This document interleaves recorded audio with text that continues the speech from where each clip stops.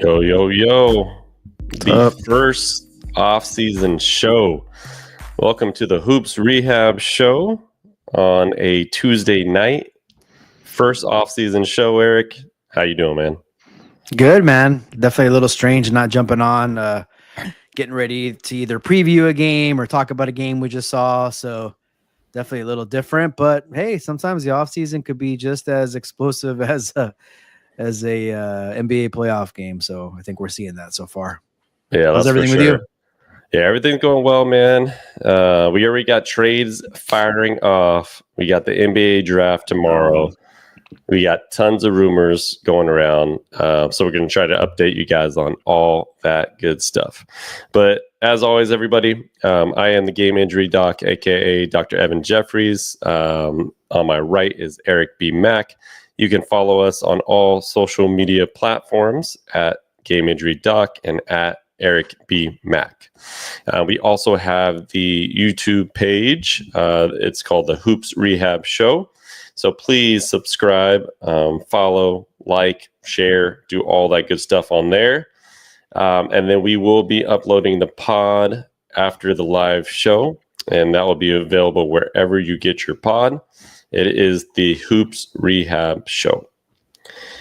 All right, Eric, let's get this off-season cracking. Let's just start with it right away, man. Yeah. NBA trades, and Boston is making moves. All over it.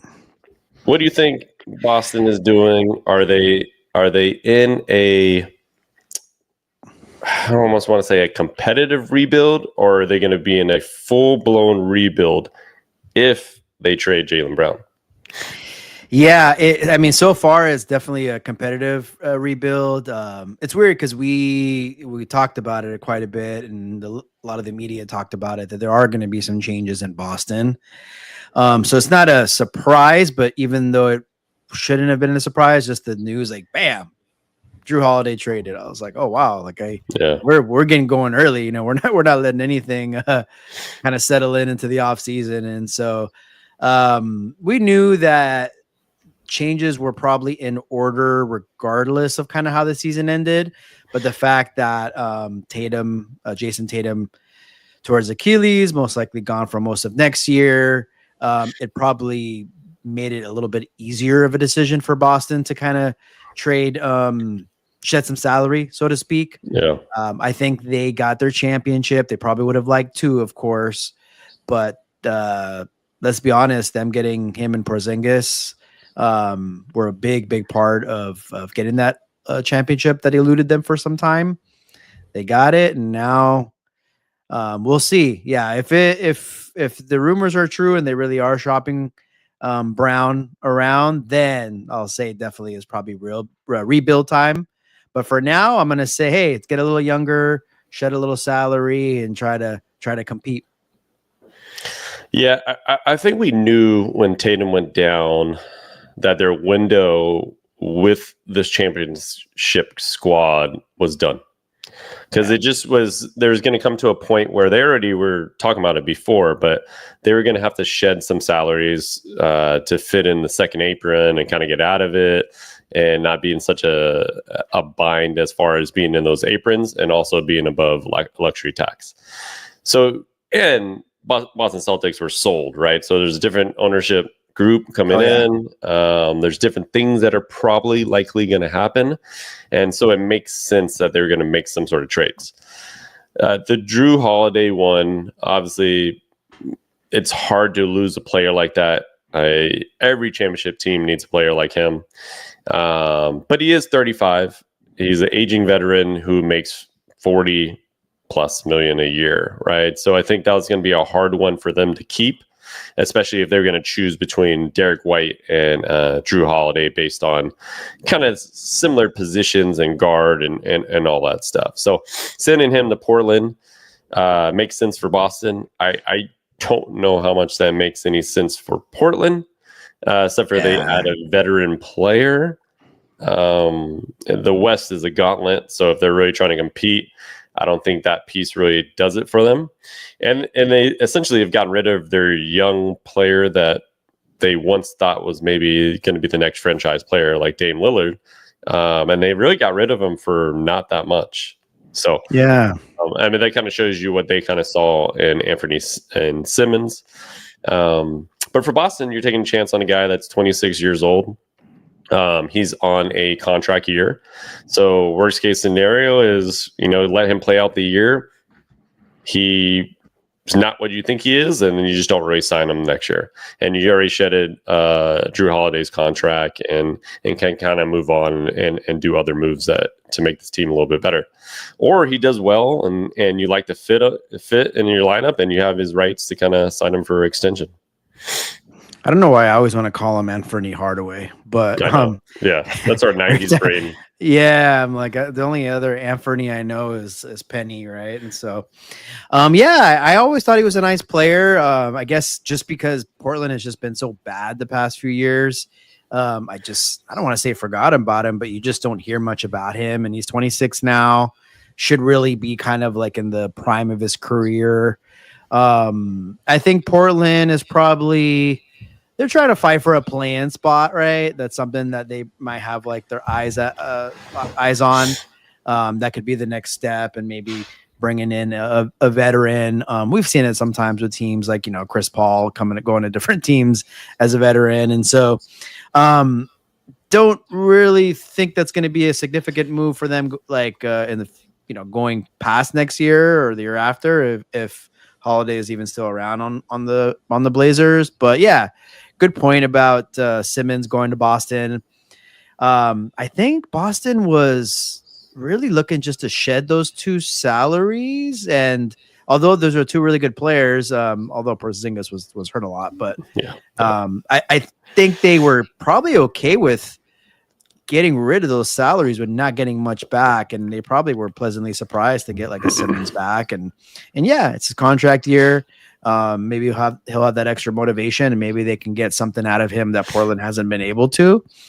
And it's really no real bad side, or kind of just see how he does. And like you said, we can probably re-sign him. If not, let him walk. And so I guess I am a little surprised at how Porzingis and Holiday got extensions and then they just trade him. I mean, but I guess it's just kind of today's NBA. I don't know if it's just like not sure why you do that. I mean, I guess you do it to please the player, but it's interesting how that's kind of been the norm as of late.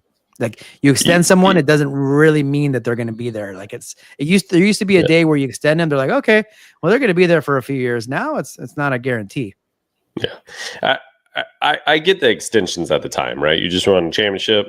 This is before Tatum was hurt, right? So you're thinking like, hey, we're gonna run it back with this team for 3-4 seasons, right? Like if Tatum doesn't get hurt, well, they're probably still losing that series against the Knicks because they were gonna be down 3-1. They just had a really bad series, but they probably run it back for a third season with that group. And then see where they are at that point.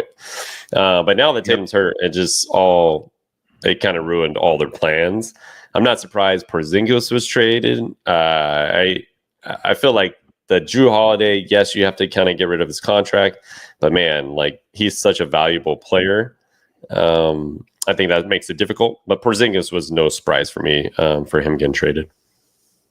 Yeah, I think that I thought I would see that one first, although it was only kind of separated by one day. So yeah, I think the thought was you resign those guys. Hey, they win. Say if they would have won it this year, it's like, shoot, of course we're going to run it back. We're trying to go for that three-peat. And then yes, even if they lost, maybe Tatum didn't get injured. It's like, hey, maybe a couple tweaks here and there. But as you kind of mentioned earlier, new ownership. Man, this second apron is definitely the real deal.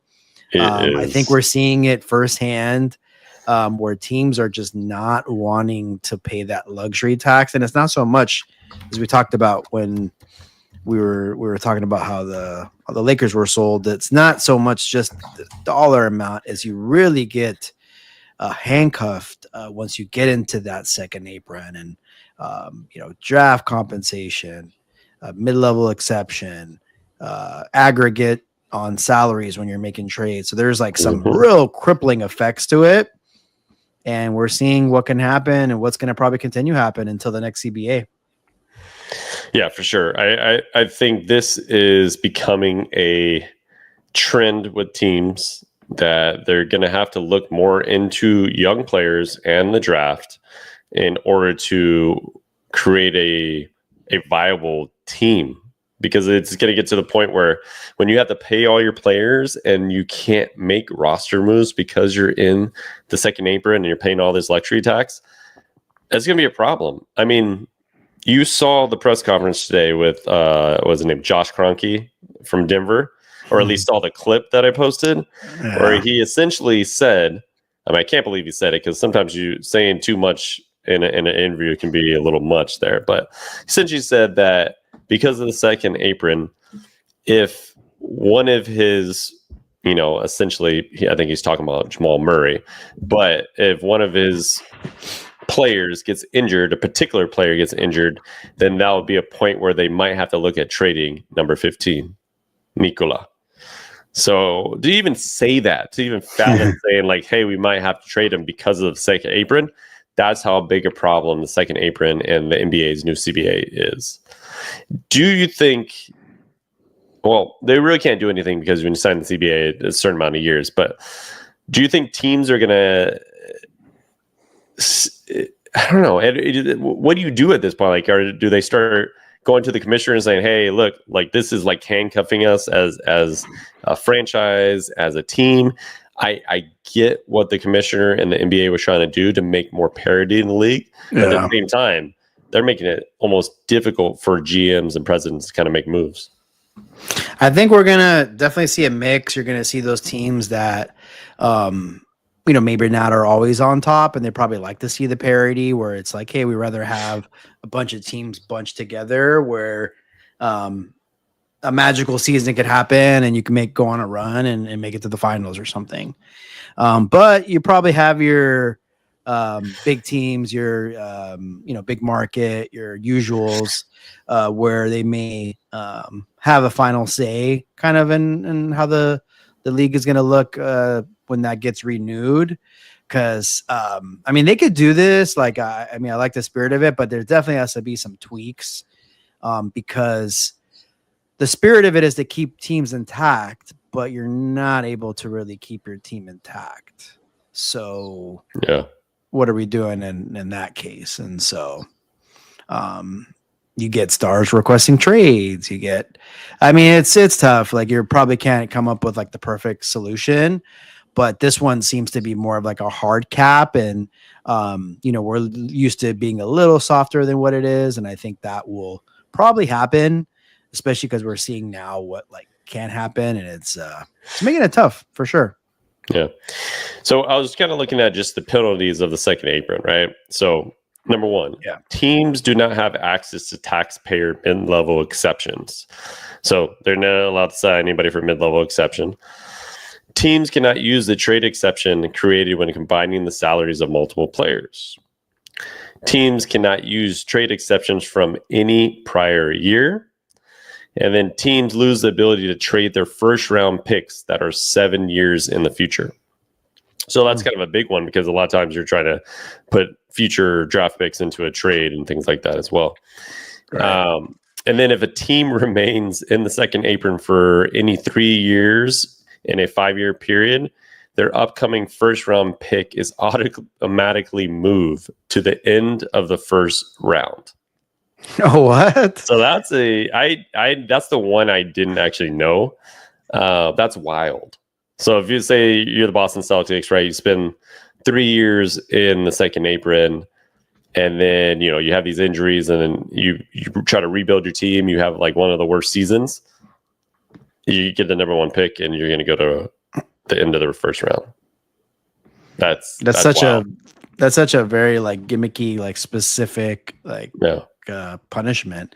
Yeah. So that's why you may see teams do it for a year, but definitely not longer than that. And so, the league's like for the most part has always been had a salary cap. So you've never really been able to just sign whoever you want. But with the Bird rule, Larry Bird rule, it is made it possible for teams to go over the cap while re-signing your existing players. So you trade for a player, you draft a player, you sign a player in free agency.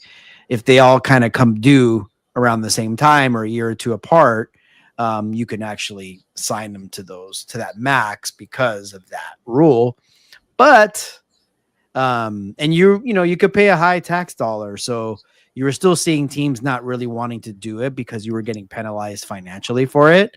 And there was owners that, hey, like, let's be honest, like, maybe basketball in that particular city, they're in a small market, they're not making the money that some of the other ones are. And so they had to not do it, but now it just makes it even almost impossible for those other teams that would be okay with paying the luxury tax, like the new Lakers ownership potentially, right? Yeah, sure. That'll be whenever the next turnaround comes, those conversations it's gonna be quite interesting. Yeah, and by then, let's see how many just organic teams have kind of won the championship, right? Because essentially OKC is the first of that kind. Yes, they traded for a superstar, but he wasn't a superstar at the time, so nobody could have told you the SGA would have been SGA, right? Yeah. But they've developed that team obviously organically. So will we see more of this, right? Will we see another couple teams like this that win in the next 10 years? Probably, likely. Yeah, I mean, you see, I hadn't seen so much like first round picks being thrown around as much as we've seen the last few years, where like teams are getting like 4 or 5 first round draft picks, and they're really stocking up, and you're kind of taking a bunch of steps back before you take a bunch of steps forward. And so, yeah, I can definitely see that being the trend. And your teams like that have a little bit more resources, it might be that like on steroids. And so that will be interesting because you got, all the capabilities to do what like a Thunder did, but you also have the resources of maybe playing in the free agency market. And so that's where it'll pay dividends, hopefully, for somebody like the Lakers. Yeah, for sure. And a little bit on what you were saying about how these players have signed extensions recently, and you've seen a lot of people not go to free agency. And it has to do with probably the new CBA and not knowing what teams are going to be willing to actually sign free agents to mega deals, right? They may as well just get it in their extension, and then if anything, they trade it or whatnot, or they can request a trade because the player empowerment now. So you're probably going to see a lot more of that, right? Like Kyrie didn't even bother testing free agency, and he just signed his extension for 3 years, and which makes sense because he's obviously coming off the ACL and he probably just wants a rehab and all that stuff. But I think it's likely that you'll see less players like in the free agency market, right? We're not going to have those mega top 5 players where you're like, wow, this free agency is going to be killer, right? Because most of those guys are going to already sign their supermax deal, or once they make all NBA, making sure they get the max money there. Yeah, it's not saying gone forever because we don't know what's going to happen in the future, but yeah, those days of like, you have your 4 or 5 real top guys, or at least the top free agent class, and they're going to meetings with different teams for 3 or 4 days, and they're like, you're like, oh, where are they going to go? Oh, he's going to go here, he's going to go there. And so that is definitely few and far between. Like, for example, this summer, I mean, I don't like, other than your probably role players and things like that, right? There's not a huge name out there that's going to be. Yeah, I think it's like James Harden. I mean, and it is also dependent on if I think these people have player options, right? Yeah. So, LeBron James is one of them, but it's, more than likely, he has a player option, and is he going to opt out or whatnot? So we won't know until some of those, but yeah, it's like those 2 and then really nobody huge after that. So I think it's becoming a little different in the NBA.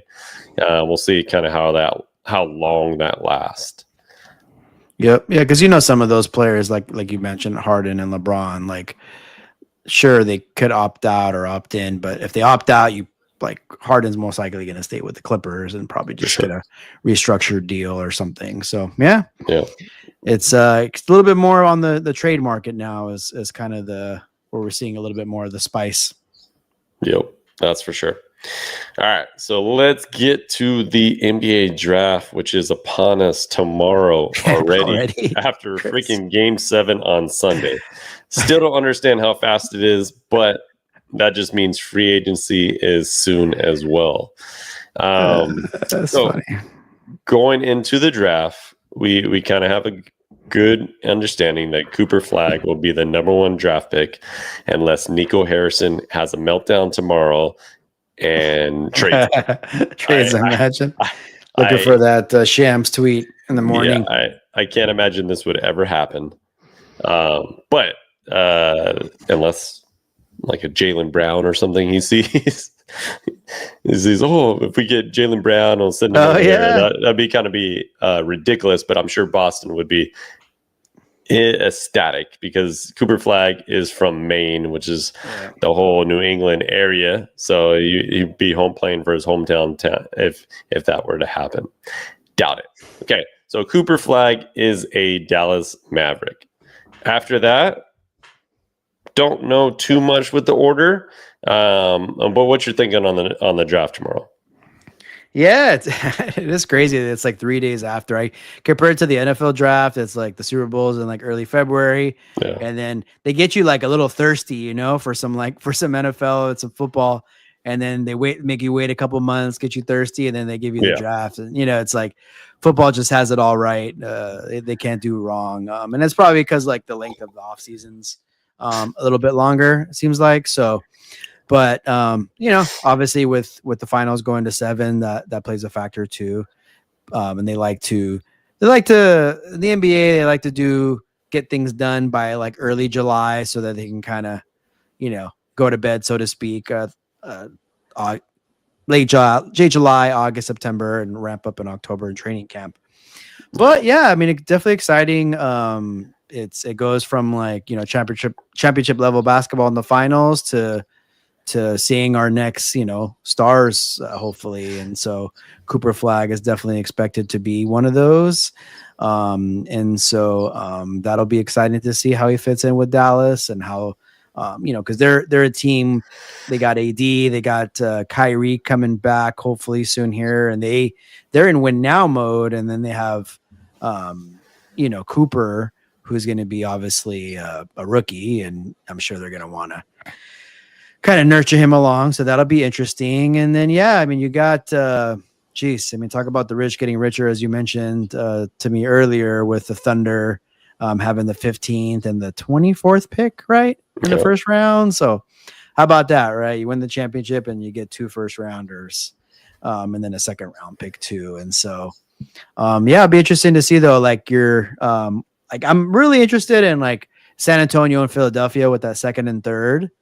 Because those are 2 teams that are expecting to do big things next season. You think Harper is pretty much most likely will be the 2nd pick? Yeah, that's what it sounds like that for San Antonio, because there is a little log jam when you think about De'Aaron Fox, Stephen Castle, and then having Harper there, like 3 guards in that way. But to me, you can't pass up talent, and no matter what. If you have somebody, you're going to pick the best player on the draft board that's left. I think Dylan Harper is probably the 2nd best player in this draft.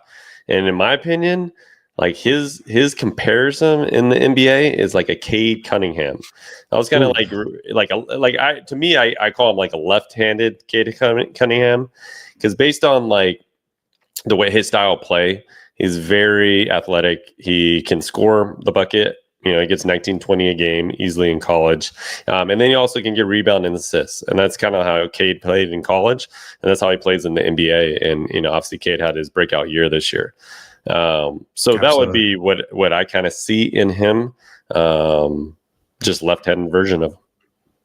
Yeah, I think you got to think about position too. But I think if you're really like a player that much more than maybe the next, like you got to throw that out the window and just get that talent and have like it's a good problem to have when you have like a couple real good players in one position, because you can figure that out later.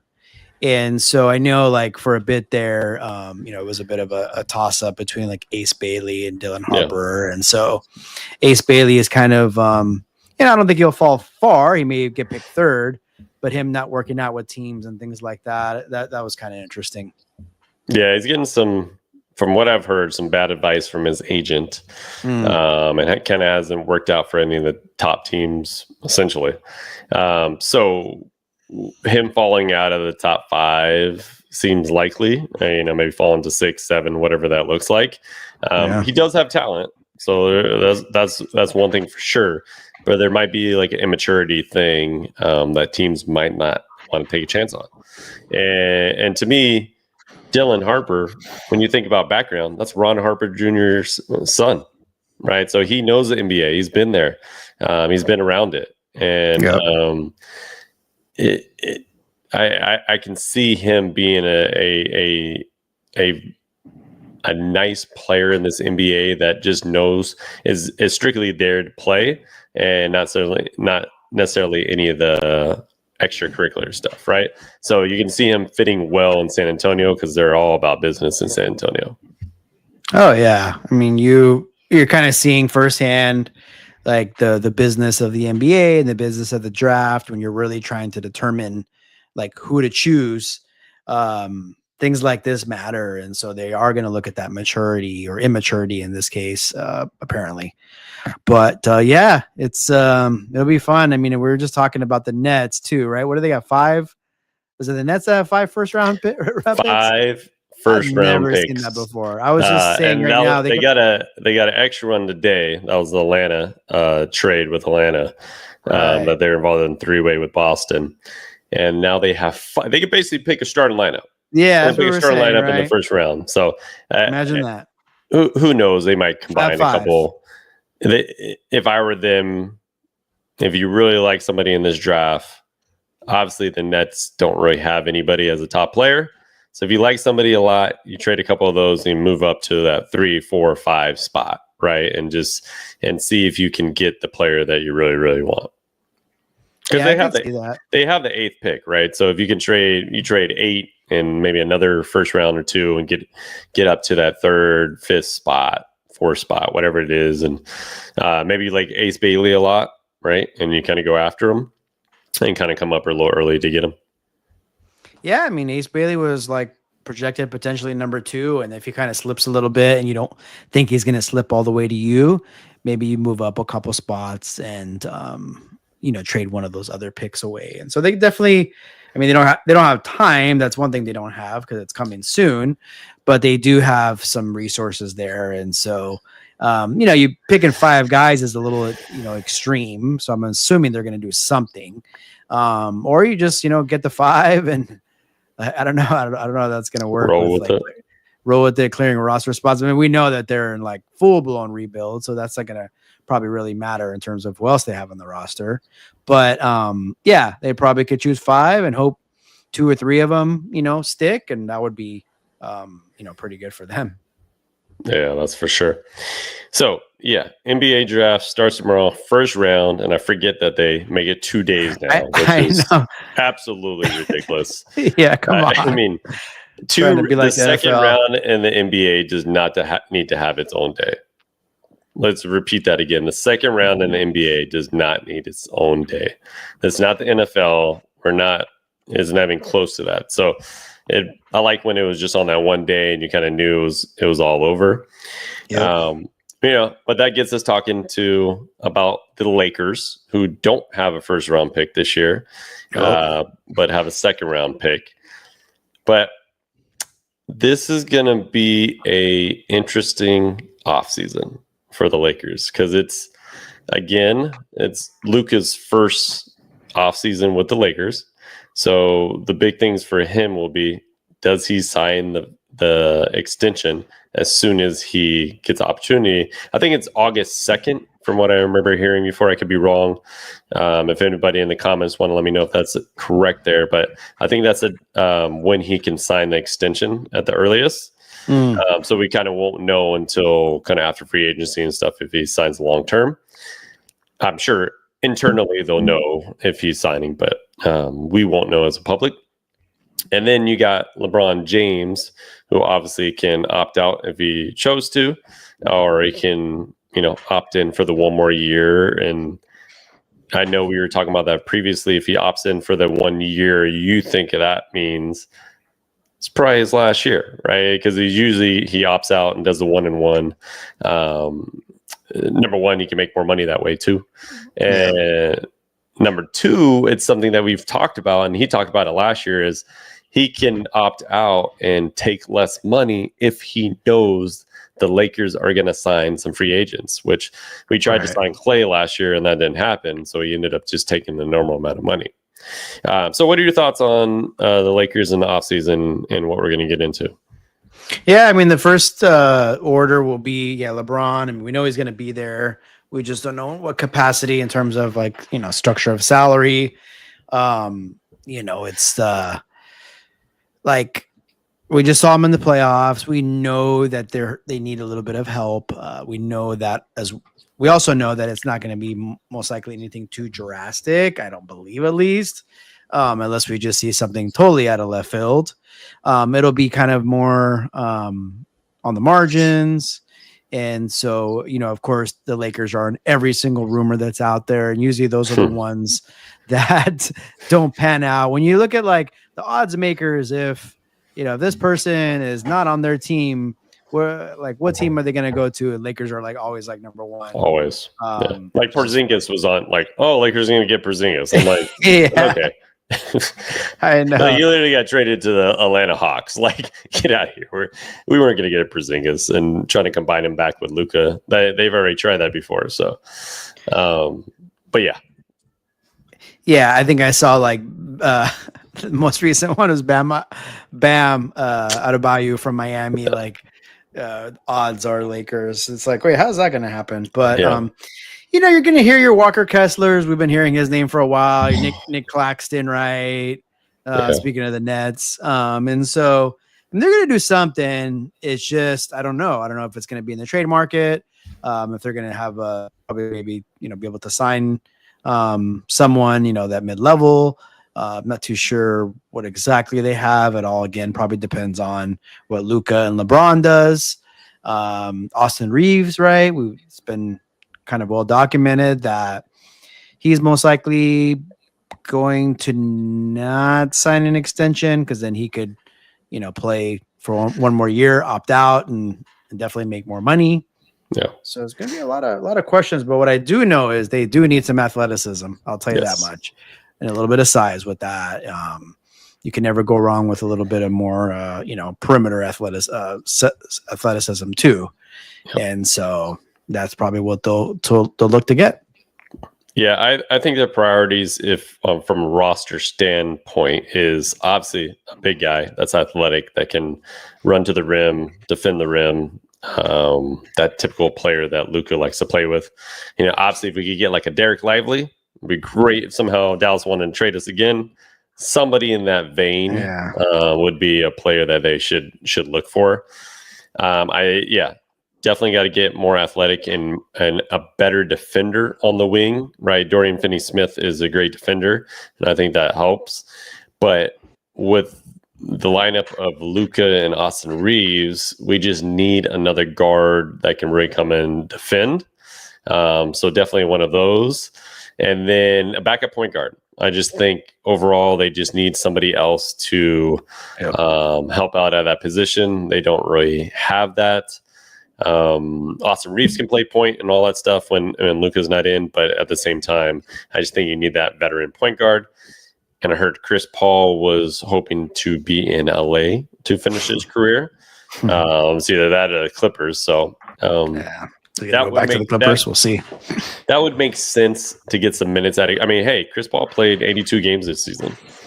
Played 82 games and played well. So if you told me we can get Chris Paul on a veteran minimum for our backup position to Luka, I'm all for it. It's not I wouldn't scoff at that at all. So what do you think about that? Yeah, I mean, it definitely couldn't be like the big acquisition, No. right? And I'm sure we could agree on that. But yeah, if hey, like they kind of got the pieces that they needed, and then they just needed to get some kind of even more veteran leadership, in the backcourt. Definitely worth a whirl. I mean, I know it would be like 14 years or so in the making. With Chris Paul to the Lakers, and it would just be funny if it's like his last stop, Oh which my I'm God. assuming, it's got to be the end is near.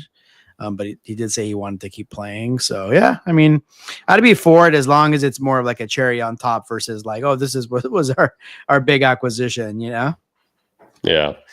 And the one thing I think the Lakers are going to have to figure out this offseason is Austin Reeves. Do they want to commit to him and Luka, or is that a piece that they would move to get a valuable player that fits Luka and the rest of the team?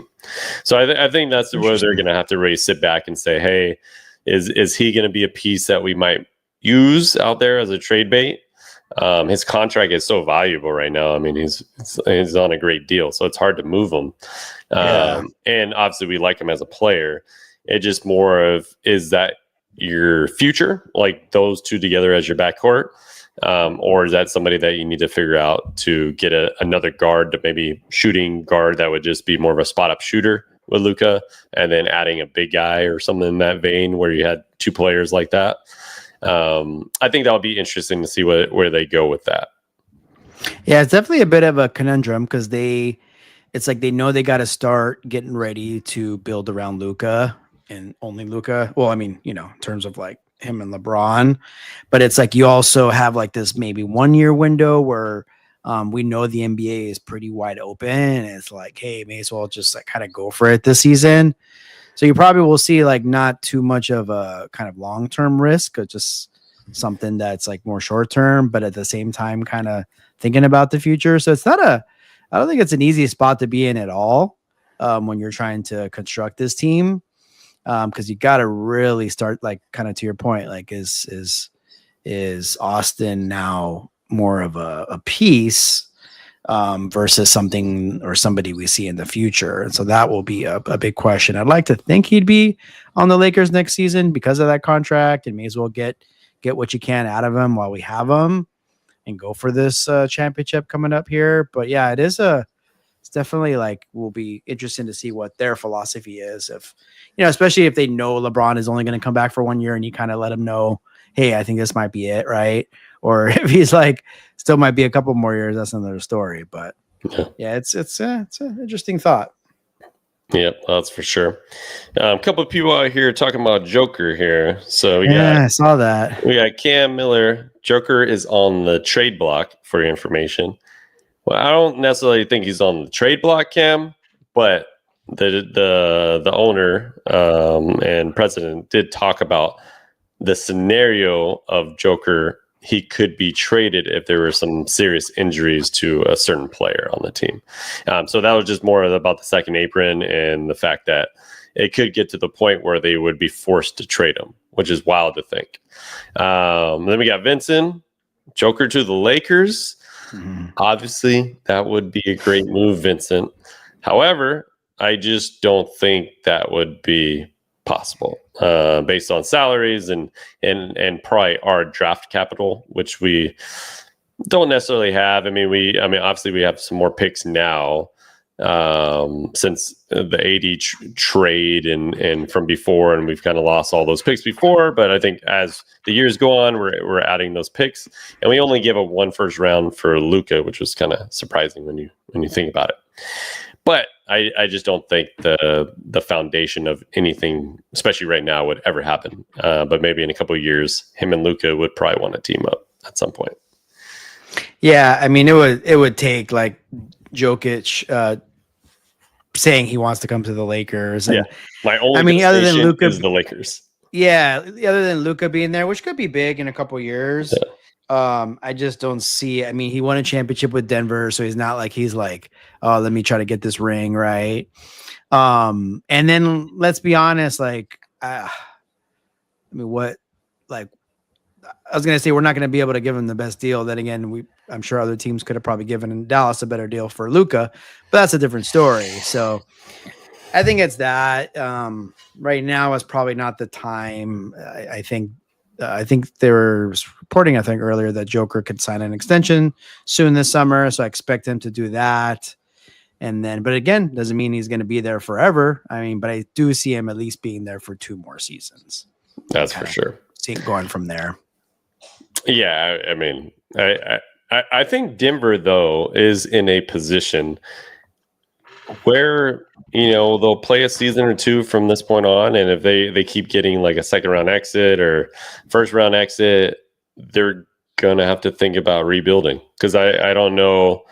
I mean, with Michael Porter Jr., Jamal Murray, Joker, Aaron Gordon, they're going to be in salary cap hell pretty soon, and in that second apron, and eventually they're going to have to figure out a way to probably have to break up that group.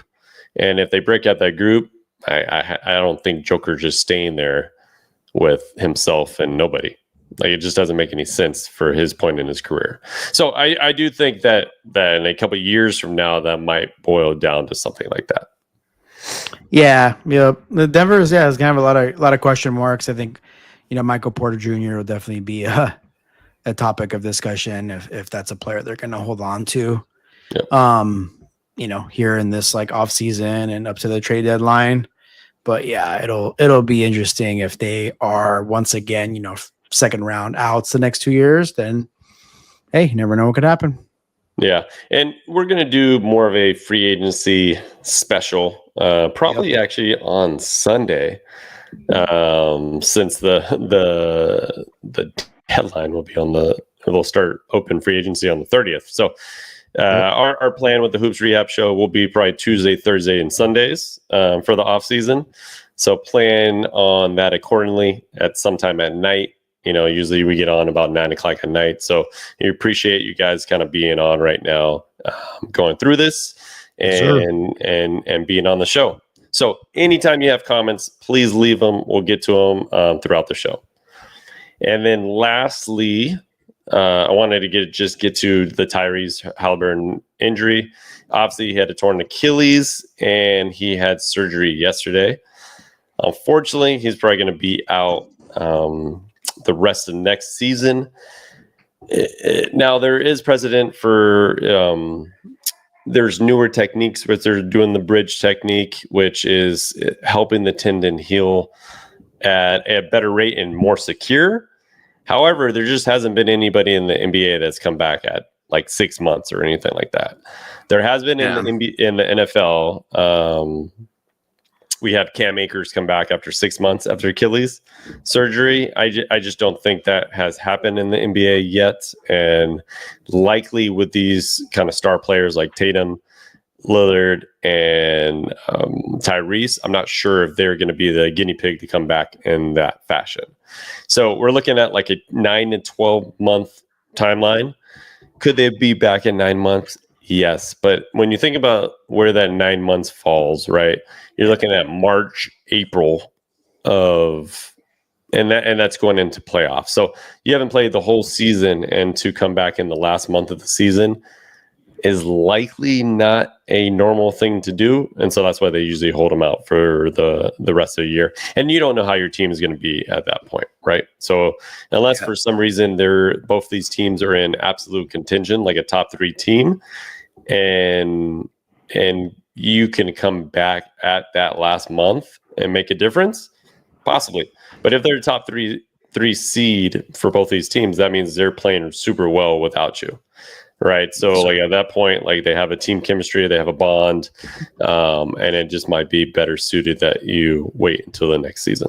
So likely he is out for next season along with Tatum and probably Damian Lillard.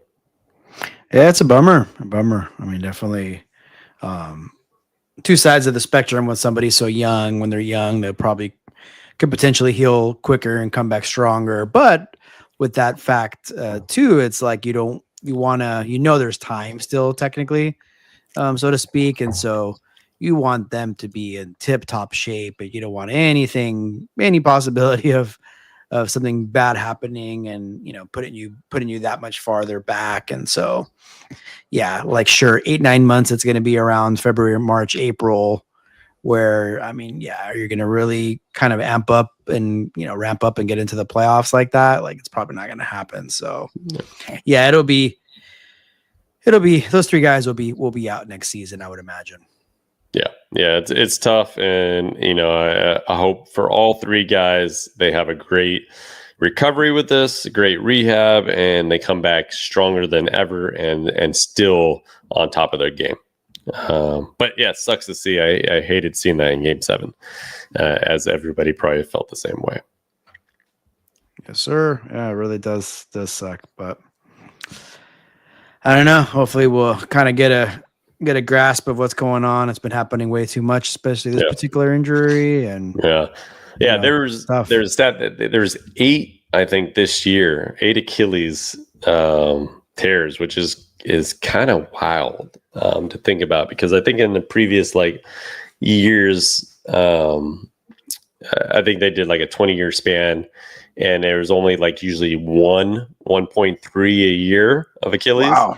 And then this season we had 8, right? So it's just I don't know if that's a blimp in injuries or just something was going on. Jayson Tatum and Tyrese played in the Olympics, right? So they played a lot of basketball and they played deep into the playoffs, right, as well. So that could be part of it, but then you look at SGA, he played in the Olympics as well. And, some other guys that played in the Olympics. So it's hard to start saying that because everybody has different things going on. Yeah. It's tough to say. We talked about not playing enough, you can get injured, and playing too much, you can get injured. And so we'll see. Hopefully it was just an outlier type of season, but it is something to kind of pay attention to going forward. That's for sure. All right, so we got the draft tomorrow, and then we'll be on Thursday to kind of wrap up the draft, since they have the second round on Thursday.